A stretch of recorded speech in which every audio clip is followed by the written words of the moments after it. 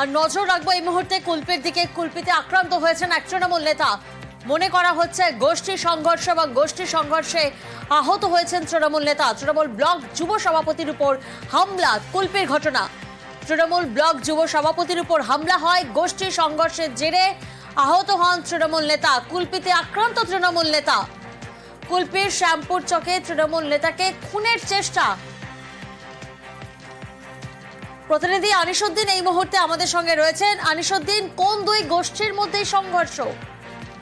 দেখো প্রিয়াঙ্কা, তোমাকে জানিয়ে রাখবো, একেবারেই কুলপি ব্লক যুব তৃণমূল কংগ্রেসের সভাপতি শামসুর আলম মীর আজ বাড়ি থেকে শ্যামবসুর চক মোড়ের উদ্দেশ্যে যখন রওনা দিয়েছিলেন, সেই সময় রাস্তায় তাকে একা পেয়ে দুষ্কৃতীরা তার উপরে হামলা চালায় বলে অভিযোগ। এরপরেই স্থানীয়রা তাকে উদ্ধার করে প্রথমে কুলপি হাসপাতাল এবং পরবর্তী সময় ডায়মন্ড হারবার মেডিকেল কলেজ হাসপাতালে নিয়ে যাওয়া হয়। তার মাথায় গুরুতর চোট হয়েছে, পরে চিকিৎসকরা তাকে কলকাতায় স্থানান্তরিত করেন। তবে এই ঘটনায় কুলপি ব্লক তৃণমূল কংগ্রেসের সভাপতি সুপ্রিয় হালদার তিনি জানিয়েছেন যে হামলাকারীরা মূলত তারা একেবারে শাসক দলেরই কর্মী। তারা ব্লক যে কার্যালয় রয়েছে সেই কার্যালয়ে আসতো, তবে তাদেরকে এলাকা ছাড়া করতে চায় যে হামলাকারী রয়েছে তারা। তবে কি কারণে এই ধরনের ঘটনা তা নিয়ে কিন্তু সুস্পষ্ট কোনো কারণ বলতে পারেনি ব্লক সভাপতি। তবে অন্যদিকে এই ঘটনায় সরব হয়েছে বিজেপি।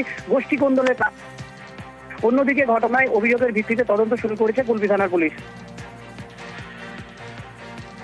ইফতার টিফতার করে শ্যামবসুর চক আসছে এমন সময় কিছু দুষ্কৃতী এর আগে আমাদের অনেক তৃণমূলের মেম্বারকে মেরেছে এবং তার কেসও অলরেডি থানায়ও আছে। তারা কি করে হঠাৎ ওর দেখাবে গালিগালাজ করে।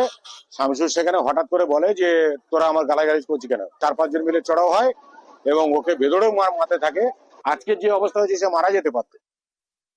আমি বিষয়টা জানি, তারপরে বলবো। আমি সঠিকভাবে জানি না, তবে একটা গন্ডগোল হয়েছে, ঝামেলা হয়েছে এই পর্যন্ত জানি। ও তো ছবি দেখলাম যে হাসপাতালে নিয়ে গেছে। না, আমি তো এখনো কিছু জানি না।